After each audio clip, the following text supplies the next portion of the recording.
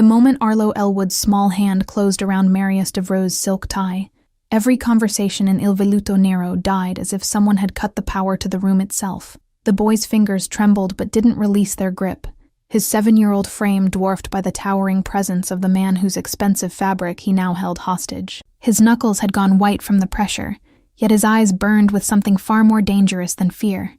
"One of your guys made my mom cry all night long," Arlo said, his voice cutting through the stunned silence with the kind of clarity that only desperation can produce.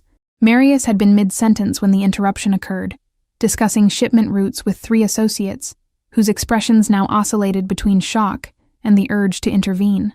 But the man at the center remained perfectly still, his dark eyes dropping to meet the child's gaze with an intensity that would have shattered most adults. The restaurant's ambient music continued its soft strings, oblivious to the shift in atmosphere, while candlelight danced across crystal glasses that no one dared lift. Marius studied the boy with the patience of someone accustomed to extracting truth from silence, noting the worn jacket that had been mended at the elbows and the dirt beneath small fingernails. The child's stance spoke of rehearsed confrontation, yet his eyes betrayed the terror of actually executing it. Every breath the boy took seemed to cost him something precious.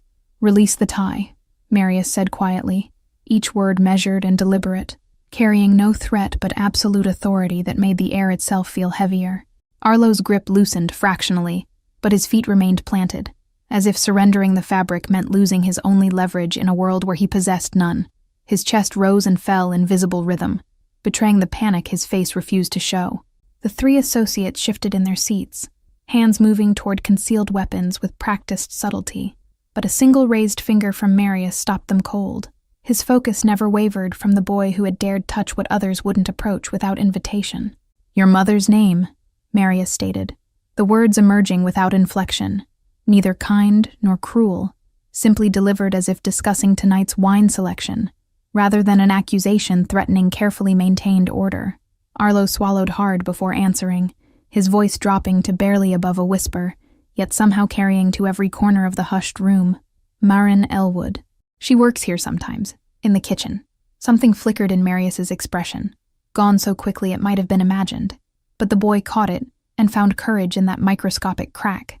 His shoulders straightened slightly, gaining an inch of height that changed nothing physically, yet altered everything about the dynamic between them.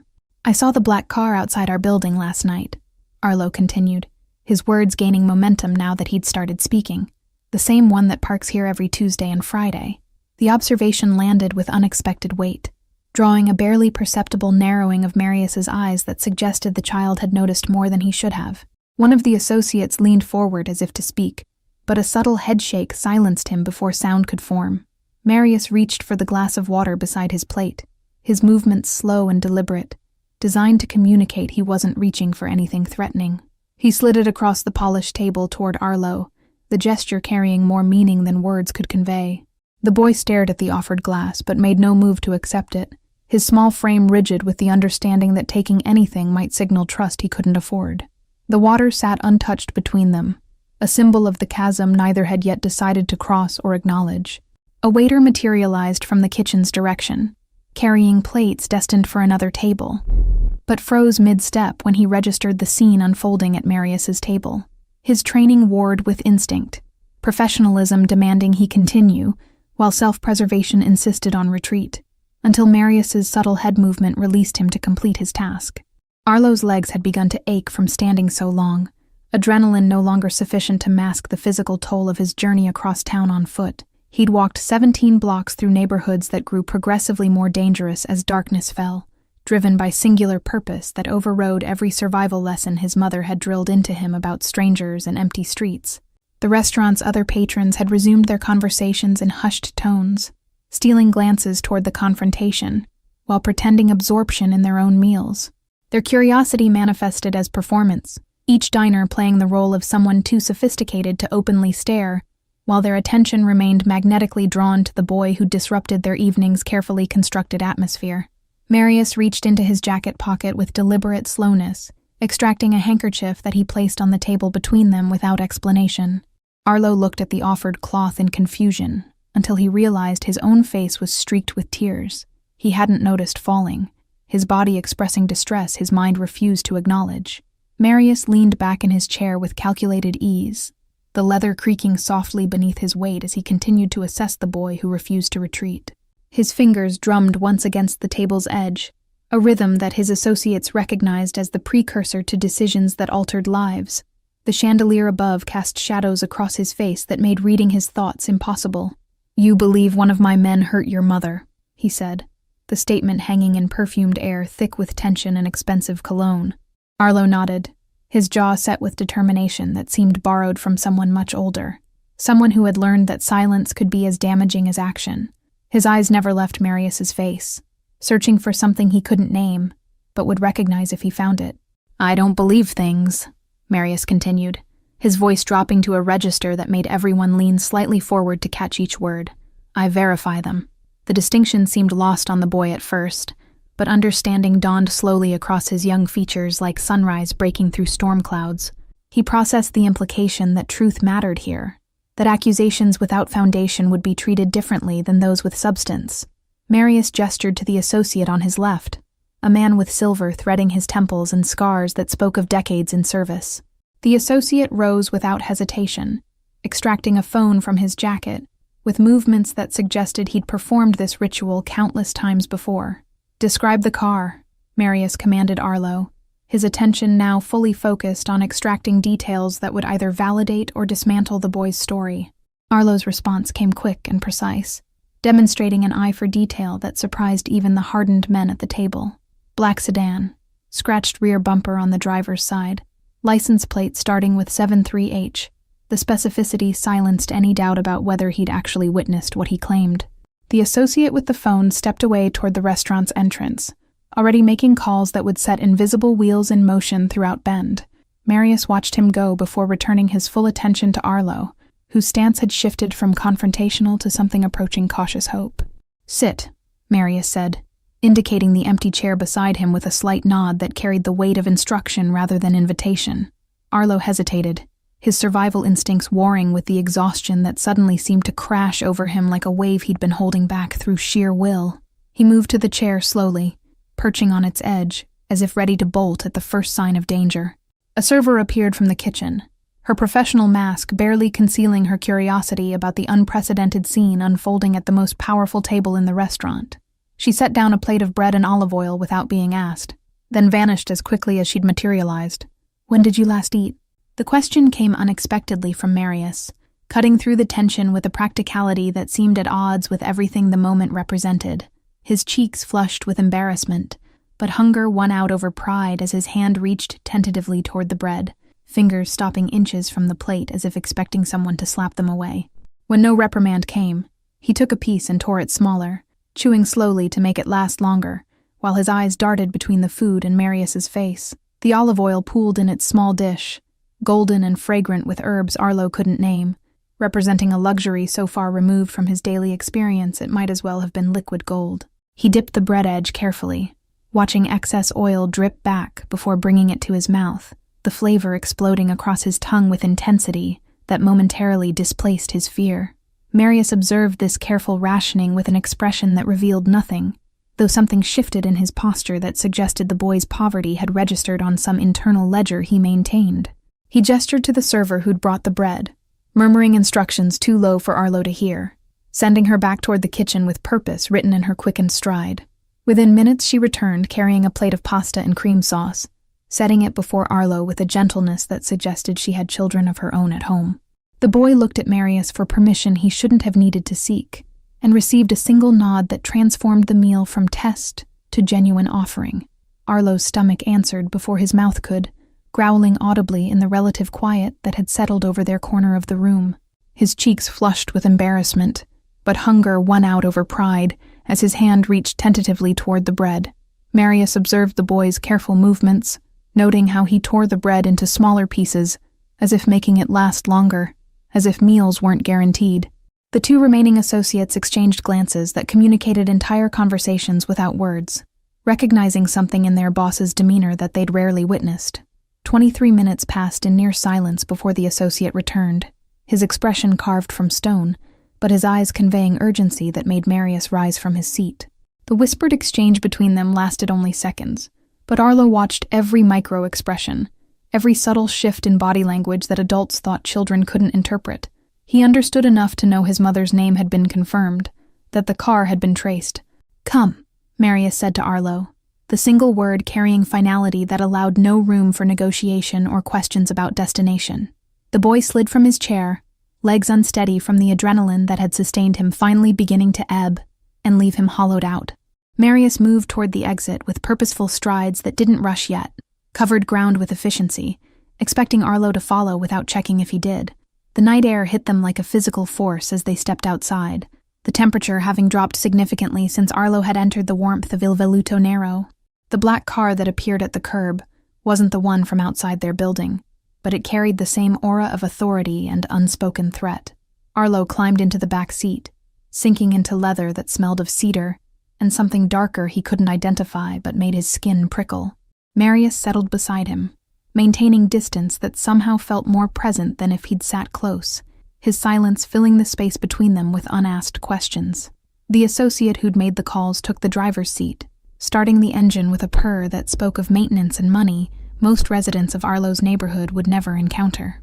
They pulled away from the river's edge, heading toward the industrial section, where Ben's polished surface gave way to raw functionality. Streetlights grew sparse as they drove, replaced by the occasional fluorescent glow from warehouse loading docks and 24-hour machine shops.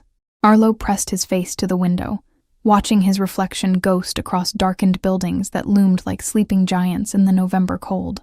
"Whatever you see in the next few minutes," Marius said without looking at the boy, his words measured and deliberate as always, "understand that it happened because systems failed." The statement hung cryptic and heavy between them, offering neither comfort nor warning, but something in between that Arlo's 7-year-old mind struggled to categorize. He nodded anyway, sensing that acknowledgement mattered more than comprehension in this moment. They turned down a gravel road that led to a structure set back from the main thoroughfare, its metal siding reflecting moonlight in patches where rust hadn't claimed dominance. The car's headlights swept across a loading bay door that stood partially raised, revealing darkness beyond that seemed to breathe with malevolent purpose. Marius exited first, his movements fluid despite the tension that had settled across his shoulders, like an invisible mantle of responsibility and impending violence. He waited for Arlo to emerge before walking toward the bay door, his presence somehow making the shadows retreat without additional light. 2 figures materialized from inside the warehouse, both wearing expressions that shifted from casual alertness to shock when they recognized who approached. Their hands moved away from weapons they'd been casually holding, bodies straightening into postures that communicated respect mixed with fear and confusion about why their boss had arrived unannounced. "Where is she?" Marius's voice cut through the space between them like a blade drawn slowly from its sheath, quiet, but carrying edge enough to draw blood. One of the men gestured deeper into the warehouse, his throat working visibly as he swallowed whatever excuse or explanation he'd been formulating. Marius moved past them without waiting for verbal response, trusting Arlo to follow as they penetrated further into the building's industrial heart. The smell hit first, a combination of motor oil, rust, and human fear that Arlo recognized from the night before when his mother had returned home trembling. His steps slowed, dread pooling in his stomach as shapes resolved in the dim emergency lighting that provided the only illumination. Maren Elwood sat bound to a metal chair in the center of the space, her head hanging forward so dark hair obscured her face, wrists secured with zip ties that had cut into her skin. She didn't look up at the sound of approaching footsteps, remaining motionless in a way that made Arlo's heart stop, before her chest's subtle rise confirmed she still breathed. The concrete floor beneath her chair was stained with water from a bucket tipped on its side, evidence of interrogation techniques that relied on psychological pressure rather than physical brutality. Her work uniform was soaked through, clinging to her frame in a way that made her appear even more fragile than her actual build suggested, though Arlo knew the strength hidden beneath his mother's deceptively delicate exterior. Marius's jaw tightened as he took in the scene, his anger manifesting not in expression, but in the absolute stillness that overtook him, the kind of calm that preceded volcanic eruptions. The 2 guards shifted nervously, finally understanding that their boss's unexpected arrival signaled consequences they'd been too short-sighted to anticipate when following Garrett's orders. Blood had dried beneath Maren's nose, a thin trail that suggested someone had struck her face hours ago, the evidence of violence making Arlo's vision blur red at the edges. His small hands clenched into fists that could do nothing against grown men, fury and helplessness warring inside his chest until he couldn't distinguish between the two emotions anymore. The emergency lighting cast shadows that moved with disturbing independence, creating the illusion of additional figures lurking in the warehouse's darker corners, where industrial equipment loomed like sleeping monsters. Somewhere in the building's depths, machinery hummed with low-frequency vibration that Arlo felt through his shoes, the sound underlining this moment with mechanical indifference to human suffering. "Cut her loose," Marius commanded, his voice carrying across the warehouse with the kind of authority that transformed suggestion into inevitability without requiring volume. The two men who'd been standing guard exchanged uncertain glances before one produced a folding knife from his pocket, moving toward Marin with visible reluctance. His hands shook slightly as he severed the plastic restraints, the sound of each tie snapping punctuating the heavy silence that had settled over the space. Arlo broke free from where he'd been frozen, rushing forward before anyone could stop him, his small body colliding with his mother's knees. Marin's head lifted at the impact, confusion giving way to recognition that flooded her features with relief and terror in equal measure. "Baby, what are you doing here? What are—" Her voice emerged hoarse and fractured, as if speaking required navigating around broken glass lodged in her throat. Marius watched the reunion with an expression that revealed nothing, though his jaw tightened almost imperceptibly when Marin's eyes met his over Arlo's head. The look she gave him contained questions layered so deep they'd take hours to excavate, but beneath them all was the fundamental one that mattered most. "Your son has impressive observation skills," Marius said, addressing Marin directly for the first time, while Arlo clung to her with the desperate strength of someone who'd believed he might never hold her again. Marin's gaze shifted to the two men who'd been keeping her captive, her expression hardening into something that suggested she'd remember their faces for whatever remained of her life. They couldn't meet her eyes, both finding sudden interest in the oil-stained concrete beneath their feet. Who authorized this? Marius turned to face them fully now, his posture shifting subtly into something more dangerous than his previous calm had suggested possible. The taller of the two men cleared his throat, words coming out strangled and desperate. Garrett said she'd seen something during a delivery last month, that she posed a risk to operations. The name landed like a stone thrown through glass, shattering whatever thin pretense of legitimacy might have existed for Marin's imprisonment. Marius's expression transformed from neutral assessment to cold calculation that made the temperature in the warehouse seem to drop several degrees. His movements carried the efficiency of someone executing a protocol they'd rehearsed, but hoped never to implement, each gesture economical and precise as he relayed coordinates and instructions to whoever answered his call. The conversation lasted less than 30 seconds, but its brevity only emphasized the weight of what had been set in motion with those few exchanged words. The taller guard began backing toward the warehouse's rear exit, his survival instinct finally overriding whatever loyalty or fear had kept him in place until now. He made it 3 steps before Marius's voice stopped him without rising in volume, the command carrying authority that transformed his legs to concrete mid-stride. "Nobody leaves until this is resolved," Marius stated, the sentence structured as observation rather than threat, as if departure had already been rendered impossible by forces beyond anyone's control. Marin lifted her head finally, the movement requiring visible effort as neck muscles stiff from hours of forced stillness protested the change in position. Her eyes found Marius first, then tracked to where Arlo stood frozen between rushing to her and maintaining the distance adult tension demanded, her expression cycling through confusion and recognition and something approaching understanding about who had orchestrated her release.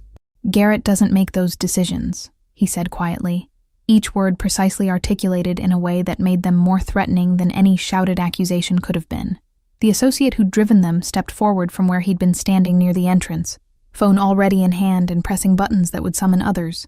His movements carried the efficiency of someone executing a protocol they'd rehearsed, but hoped never to implement. Marius crouched down to Arlo's eye level, waiting until the boy reluctantly released his mother enough to look at him. "You were right to come find me," he said, the acknowledgement carrying weight that transformed it from simple statement into something approaching respect. "Can we go home now?"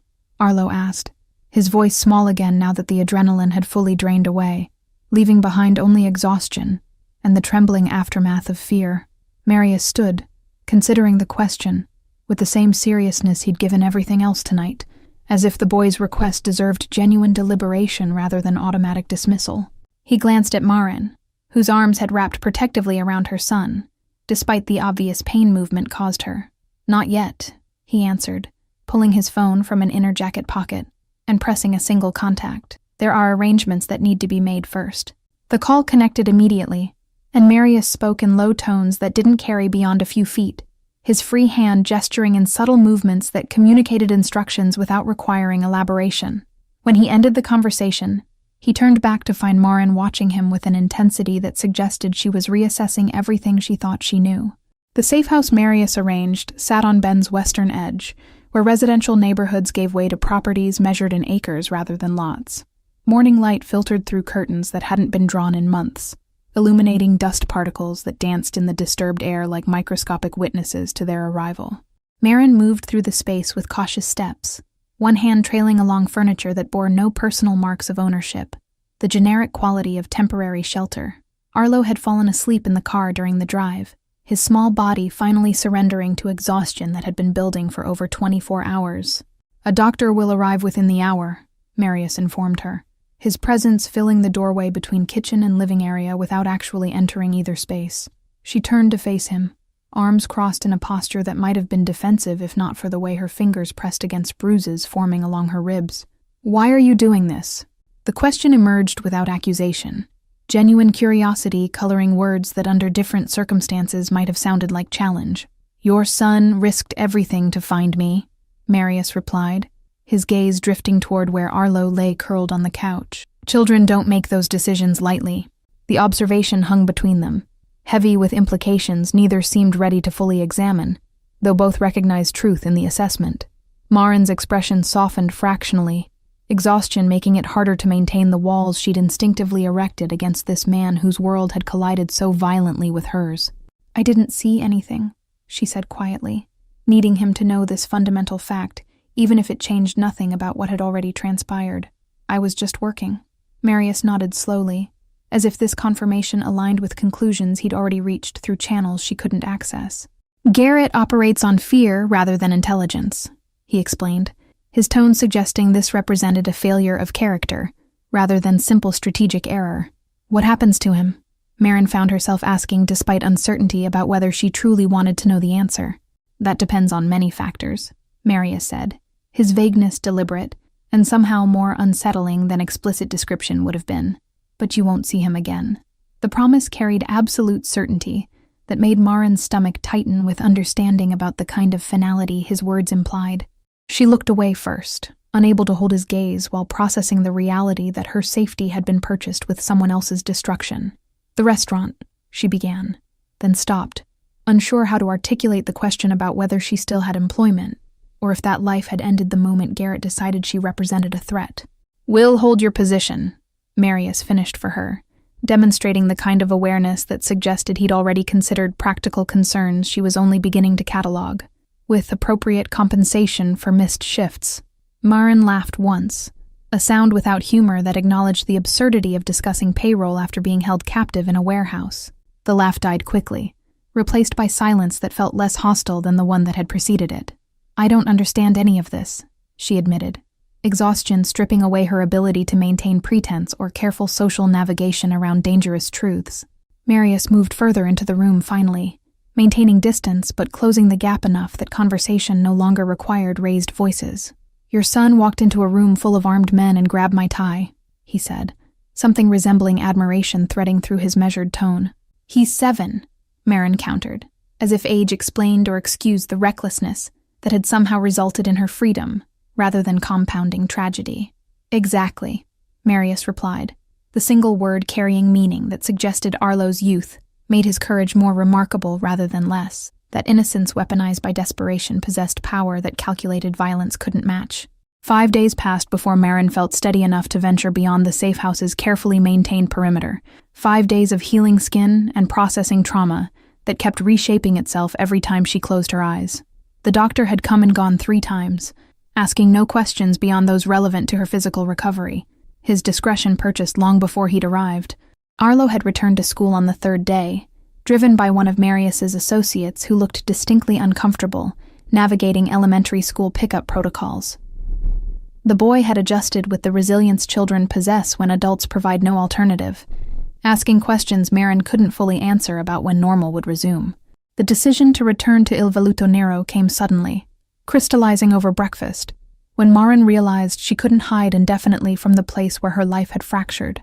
She dressed carefully, choosing clothes that covered the fading bruises while maintaining the professional appearance the restaurant's atmosphere demanded. Walking through the front entrance felt surreal, as if she'd stepped into a parallel version of reality, where everything looked identical, but operated under different physical laws. Staff members she'd worked beside for months offered tentative smiles that contained pity and curiosity in equal measure, making her skin itch with the awareness of being discussed. The kitchen manager appeared within minutes, his relief visible as he ushered her toward his cramped office and closed the door against interested ears. "We weren't sure you'd come back," he admitted, running a hand through thinning hair in a gesture that spoke of stress she'd inadvertently caused. "I need to work," Maren said simply, the truth of it undeniable, even as she recognized the complicated layers beneath the statement about identity and normalcy, and refusing to let fear dictate her existence. He nodded, understanding more than she'd actually spoken, then explained her schedule had been adjusted to day shifts exclusively, no evenings or late nights. The change came without explanation, but its source was obvious: protection implemented without requiring her request or consent. She worked through lunch service with mechanical efficiency, muscle memory carrying her through tasks, while her mind wandered paths she couldn't quite follow to conclusions. The rhythm of kitchen work provided unexpected comfort, its demands leaving no room for spiraling thoughts about warehouse shadows and zip ties. When the lunch rush ended and the kitchen staff took their break, Maren found herself unable to sit still, restless energy driving her toward movement. She pushed through the door separating kitchen from dining area, intending only to walk the perimeter and breathe air less saturated with cooking oil. Marius sat at his usual table despite the early hour, paperwork spread before him in organized chaos that suggested business conducted away from traditional offices. He looked up when she entered, some quality of awareness making him track her movement before her presence could logically register.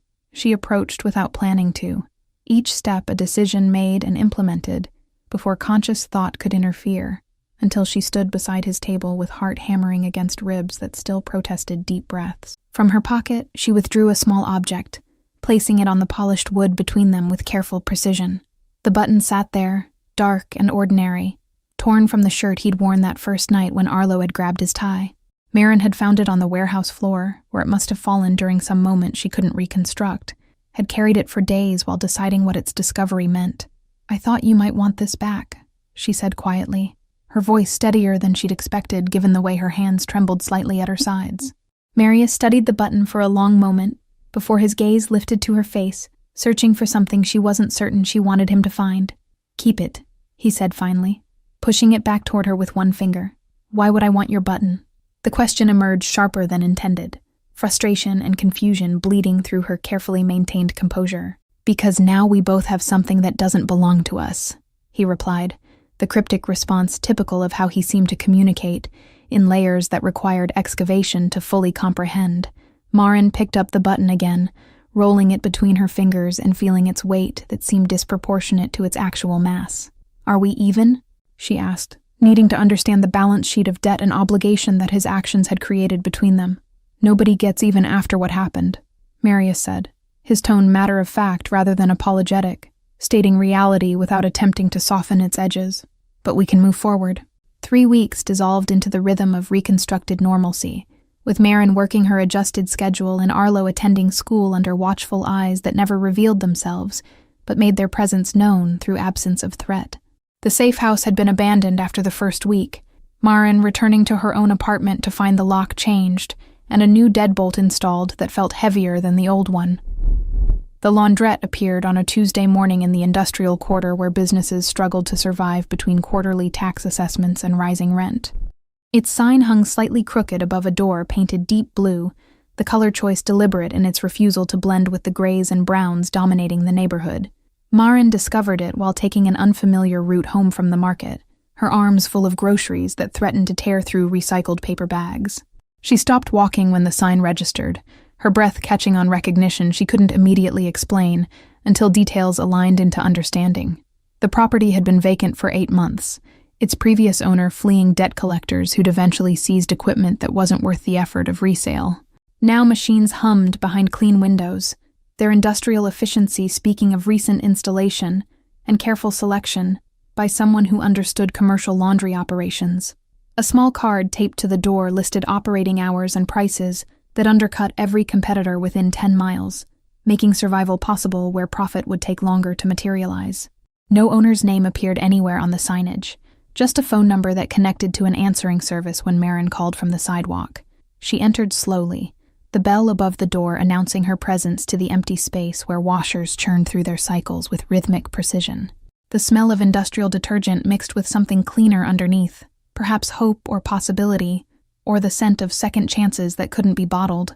A woman emerged from the back office, middle-aged with capable hands and eyes that assessed Marin with professional interest rather than personal curiosity.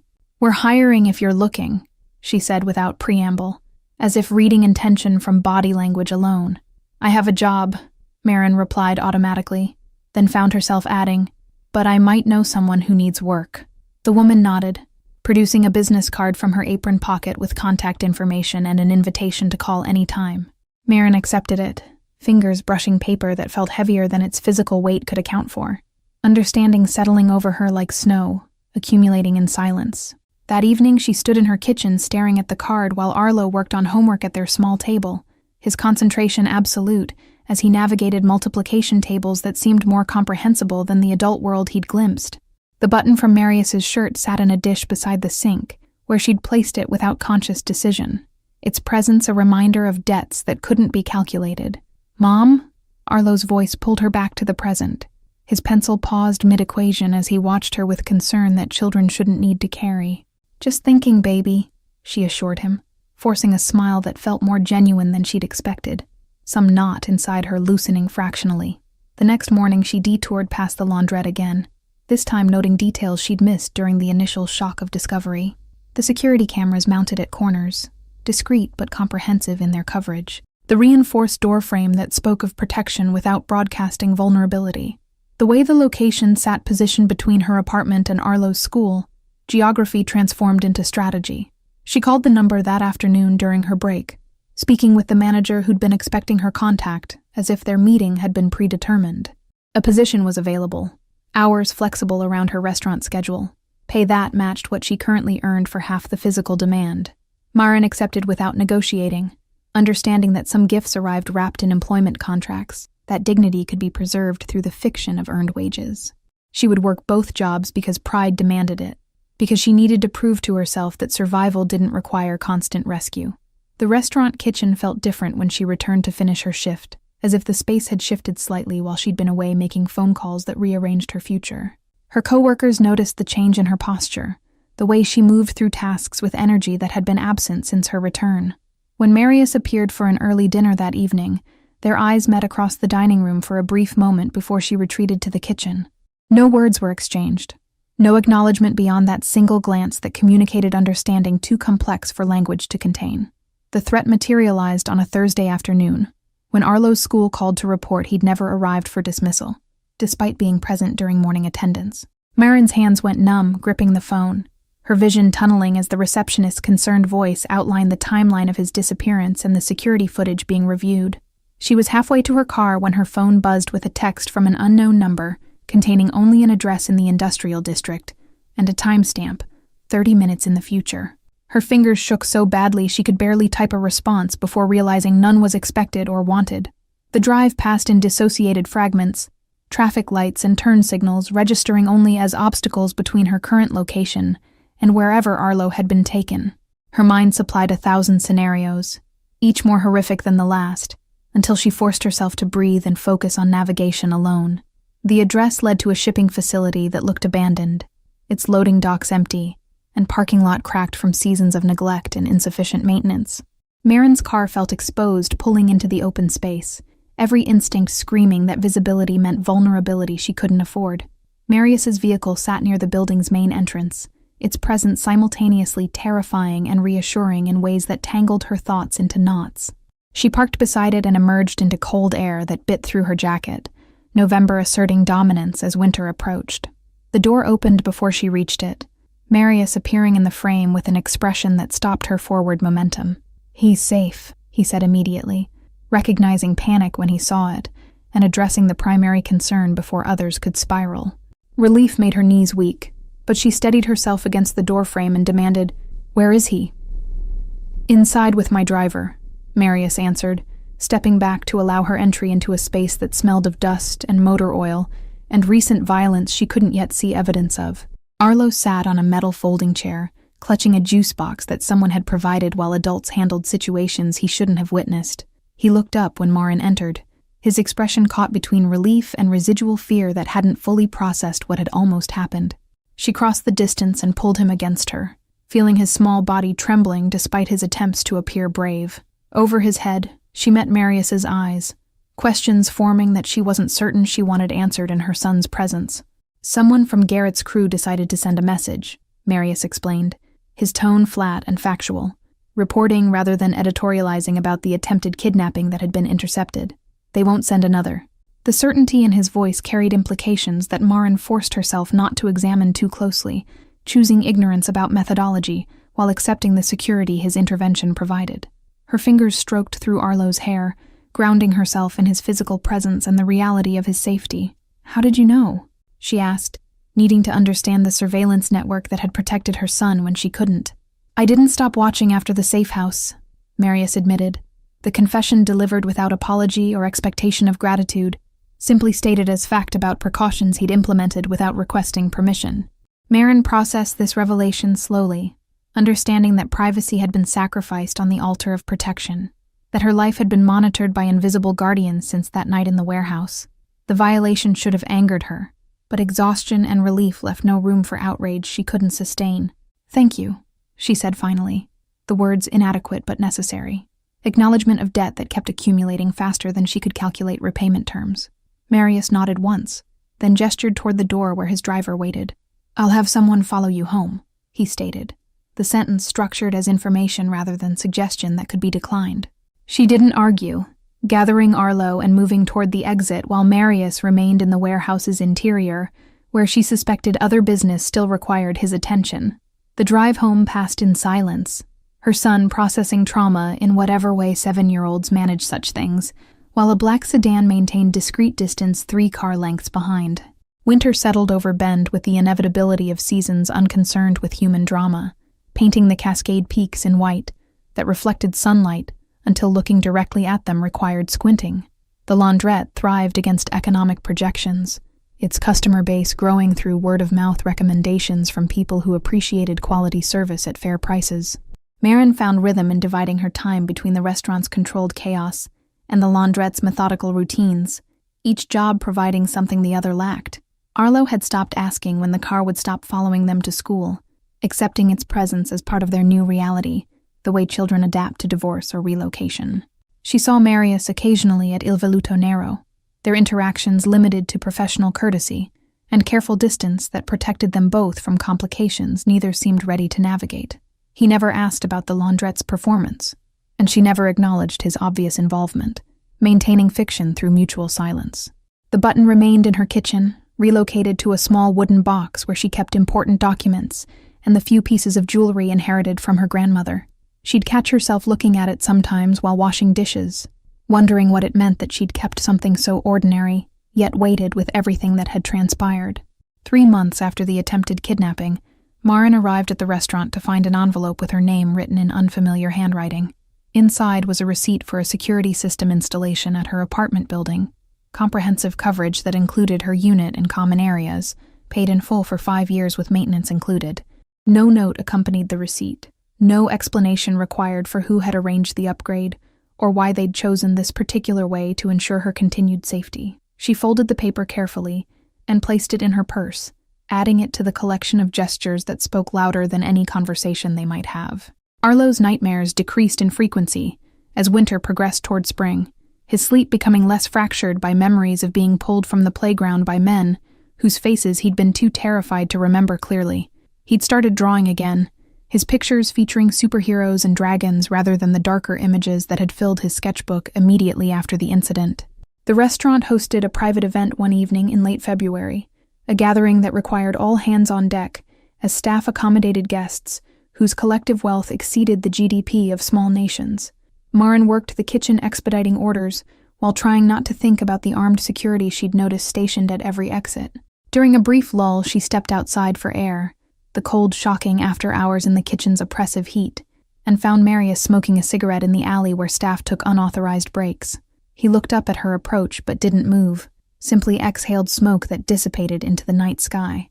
"I didn't know you smoked," Marin said, immediately regretting the observation, as too personal for whatever boundaries they'd established without discussion. "I don't," he replied, then took another drag that contradicted the statement before crushing the cigarette under his shoe. Old habit that resurfaces under pressure. They stood in silence for a moment, the sounds of the city at night creating backdrop ambiance that required no competition from conversation. Marin pulled her jacket tighter, less against cold than against the vulnerability of standing alone with him in darkness. "Your son is doing well," Marius said finally, the comment revealing that his monitoring hadn't ceased despite the passage of time and absence of additional threats. "He asks about you sometimes," Marin admitted, unsure why she chose to share this detail, except that honesty felt necessary in this moment of unguarded interaction. Marius's expression shifted almost imperceptibly, surprise perhaps, or something else she couldn't interpret in the inadequate lighting. "What do you tell him?" he asked, genuine curiosity coloring the question. "That you're someone who helped us when we needed it most," she answered simply, the truth stripped of complexity that would take years for Arlo to fully comprehend. "That sometimes people are more than they appear." He nodded slowly, accepting her characterization without comment or correction, allowing her version of events to stand unchallenged. The moment stretched between them, heavy with things unsaid that might never find expression in language either could speak comfortably. "I should get back," Marin said eventually, the kitchen calling her return before her absence became noticeable enough to generate questions. "Marin," Marius called, as she turned toward the door, her name sounding different in his voice than she'd heard it spoken before. She paused, looking back to find him watching her with intensity that made her pulse quicken. "The button you returned was from my favorite shirt." The confession hung in the cold air between them, vulnerable in its admission of attachment to material objects, suggesting that perhaps he too collected small reminders of the night that had altered multiple trajectories. She smiled slightly, understanding passing between them that required no verbal acknowledgement. Inside the restaurant's warmth, she resumed her position with renewed focus, but part of her awareness remained in that alley where smoke had curled into darkness and truths had been exchanged in fragments. When her shift ended hours later, she walked to her car and noticed for the first time the small object hanging from Marius's rearview mirror in the vehicle parked 3 spaces away. A button on a thin thread, swaying slightly in the heating system's artificial breeze, visible through his windshield like a message written in a language only they could read. Thank you all for following this story until the very end. If you enjoyed Arlo and Marin's journey, write in the comments what part touched you the most and where you're watching from. Don't forget to like, subscribe, and share this video, because your support means everything and helps me bring you more stories like this one.